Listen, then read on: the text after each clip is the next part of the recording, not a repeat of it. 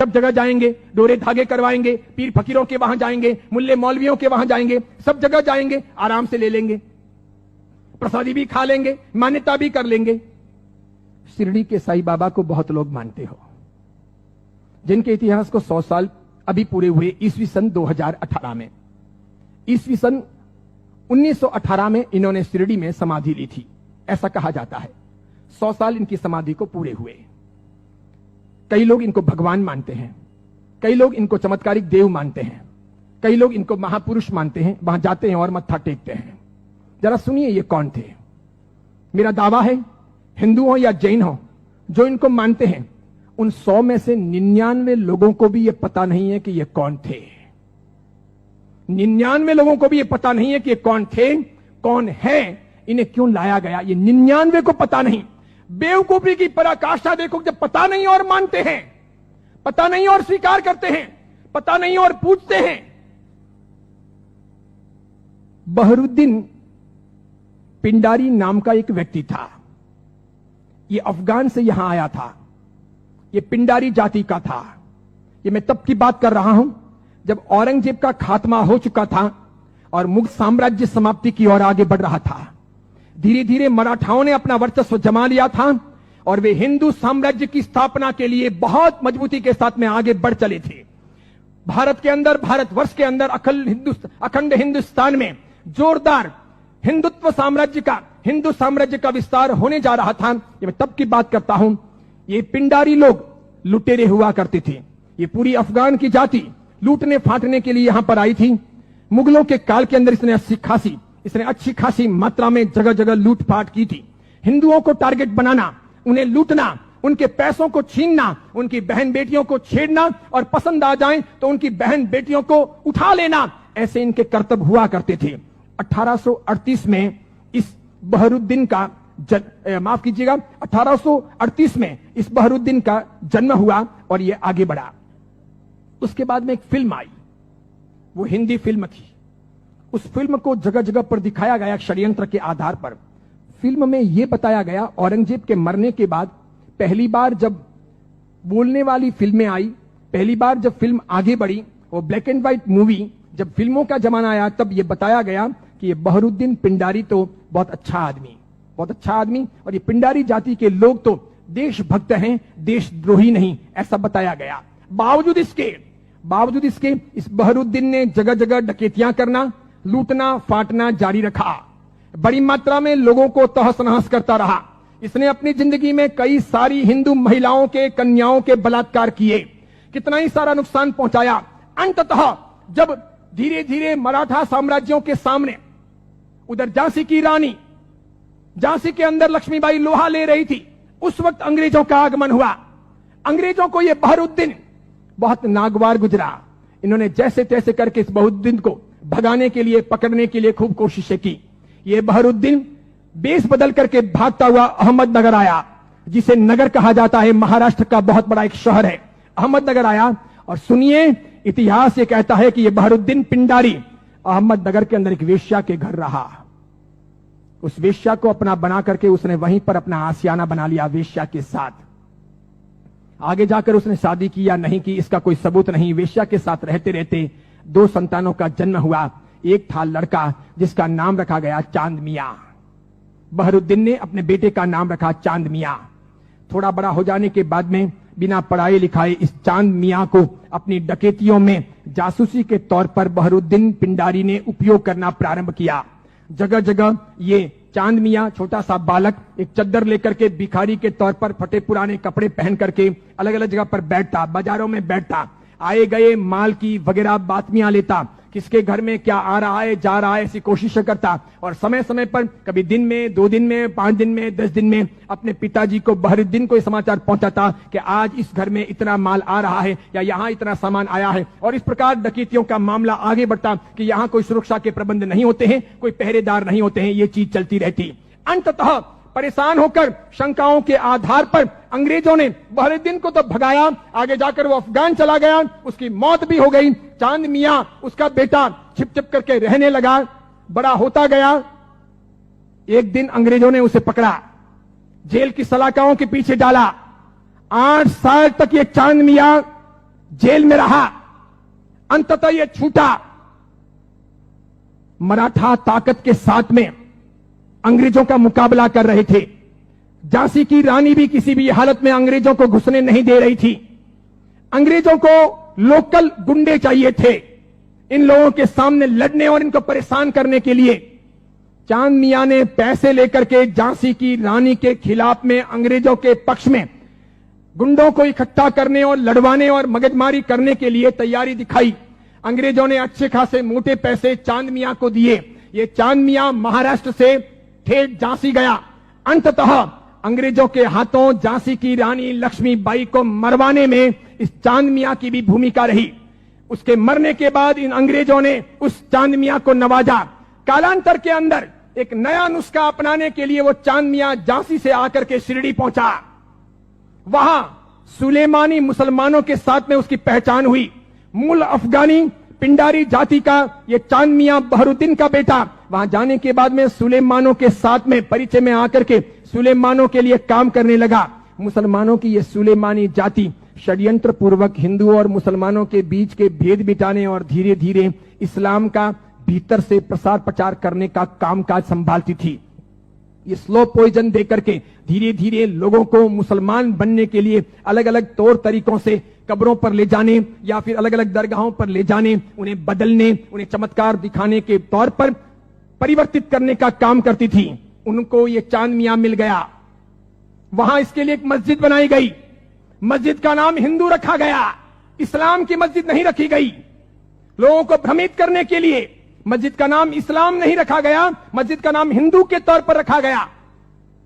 इस इंसान ने अपनी जिंदगी में कभी कुछ काम किया हो, कोई साधना की हो, कोई धर्म चलाया हो, कोई धर्म ग्रंथ लिखा हो, कोई बहुत बड़ा व्यापक काम किया हो, ऐसा एक भी उल्लेख आज तक भारतीय इतिहास में नहीं है।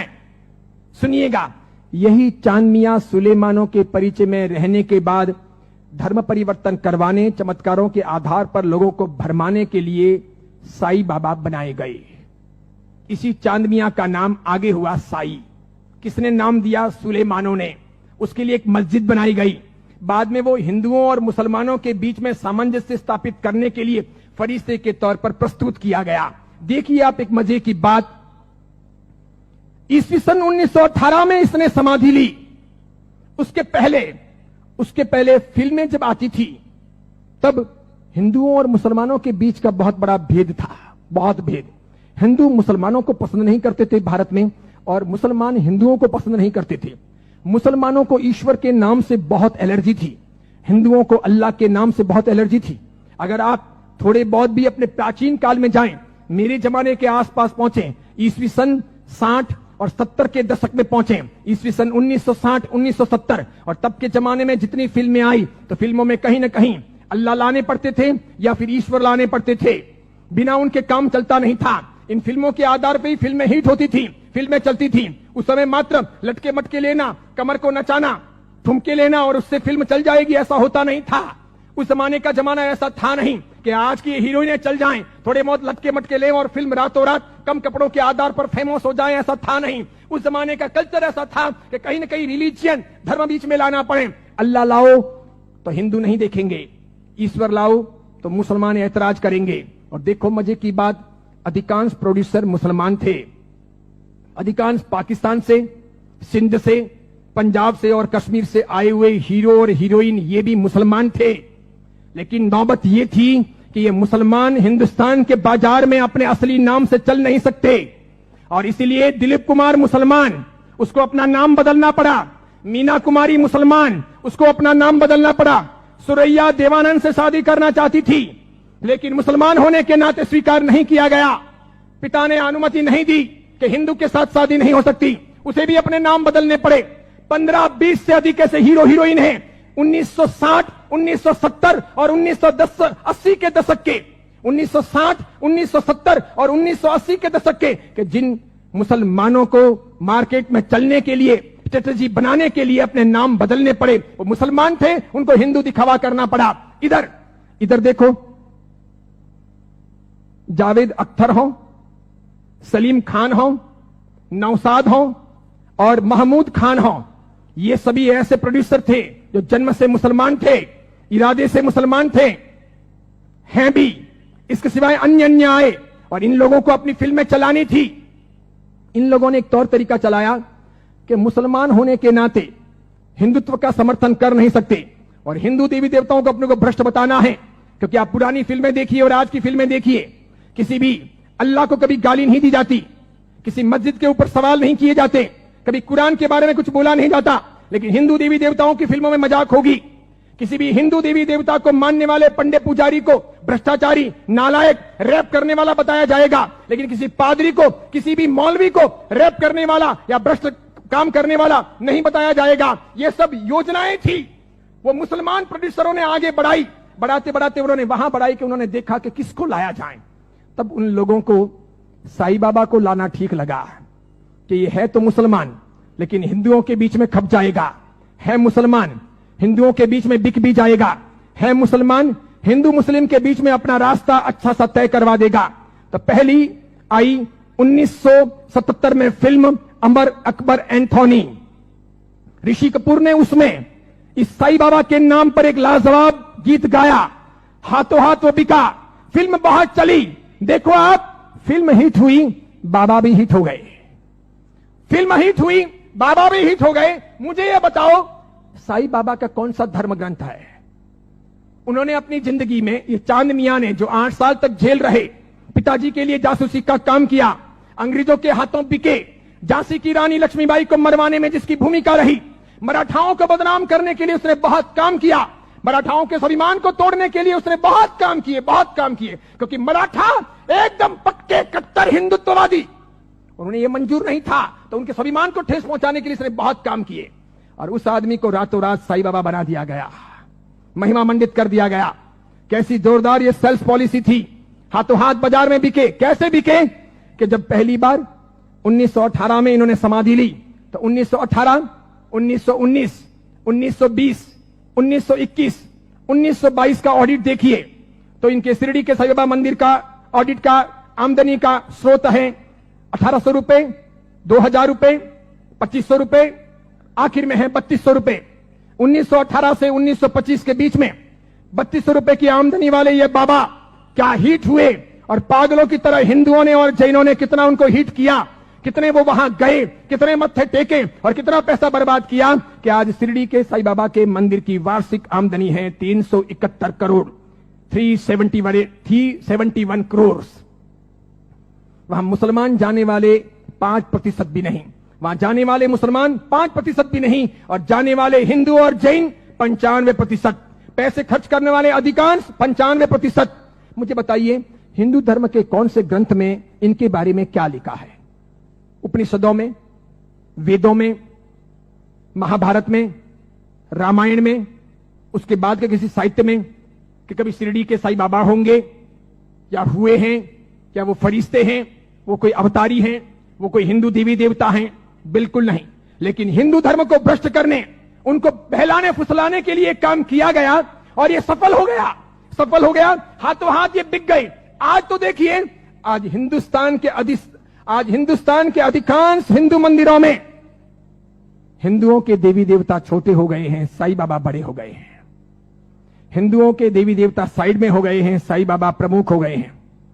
हिंदुओं के देवी देवता कम कमाऊ हो गए हैं, साईं बाबा अधिक कमाऊ हो गए हैं। जिसको भी अपनी दुकानदारी चलानी हो और भगवानों के नाम पर, देवी देवताओं के नाम पर पैसा कमाना हो, साईं बाबा की मूर्ति ला दो। आप भी प्रयोग कर सकते हो। दुकान बराबर नहीं चलती हो तो दुकान के बाहर बिठा दो, धनाधन उसका गल्ला अच्छा चलेगा, आपकी दुकान के गल्ले से भी अच्छा। बस ऐसी बात हो गई। चमत्कारों के तौर पर मुझे बताइए कि उन्होंने क्या किया, उनसे क्या हुआ?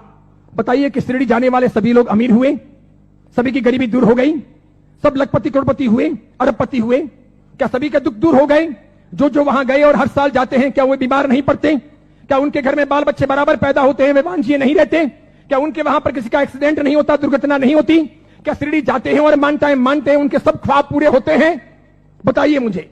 और दूसरी बात, एक जैन परंपरा में जन्म लेकर, अरिहंत को मानकर, सुदेव सुगुरु सुधर्म के आधार पर चलकर आपको कौन सा दुख हुआ, कौन सी भीख मांगनी पड़ी, कौन सी तकलीफें हुई? अरे मजारों पर जाकर अगर बीमारियां दूर हो सकती थी, कब्रिस्तानों पर जाकर अगर बीमारियों से हम मुक्त हो सकते थे, या शिरडी के साईं बाबा के वहां पर मत्था टेक करके हम अपने रोगों से मुक्त हो सकते थे, तो फिर बड़े बड़े अस्पतालों के निर्माण की आवश्यकता क्या थी? बीमारियां जब मजारों पर और शिरडी के साईं बाबा के वहीं पर दूर हो जाएगी, तो फिर अस्पतालों की जरूरत क्या है? कितनी बड़ी मात्रा में हिंदुओं का शोषण हो रहा है। देखना आप, आने वाले कुछ समय के बाद हिंदू धर्म दो भागों में बंट रहा है।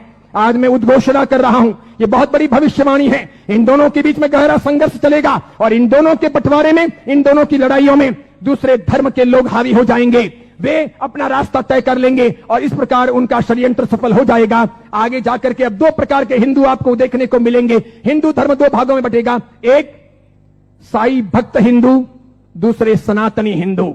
दो प्रकार के हिंदू आपको देखने को मिलेंगे। एक वे जो साईं बाबा को मानते हैं, दूसरे वे जो साईं बाबा को नहीं मानते हैं। कई सारे हिंदू पंडित पुजारी हैं, कई सारे हिंदू संत महात्मा हैं, उनको भी अक्ल नहीं है। वे भी शिरडी के साईं बाबा के वहां पर जाते हैं और उनको मानते हैं और उनके मंदिर बनाते हैं और उनकी पूजा करते हैं। उनको पता नहीं कि राम का इतिहास है, कृष्ण का इतिहास है, बजरंग बली का इतिहास है, महाभारत का इतिहास है, रामायण का इतिहास है, देवी देवताओं का इतिहास है। इनका कोई इतिहास नहीं। ये हिंदू नहीं, ये साधक नहीं। जैन साधु साध्वी भी शिरडी जाते हैं तो यदा कदा दर्शन करने के लिए वहां चले जाते हैं और कर्म फोड़ के चले आते हैं। कितने बेशर्म होते हैं ऐसे जैन साधु साध्वी। क्यों उन्होंने पंच महाव्रत लिए हैं? क्यों उन्होंने सफेद कपड़े पहने हैं? मैंने कितने ही अलग अलग अपने संप्रदायों के जैन साधु साध्वियों को यात्रा के दौरान शिरडी जाते हुए देखा।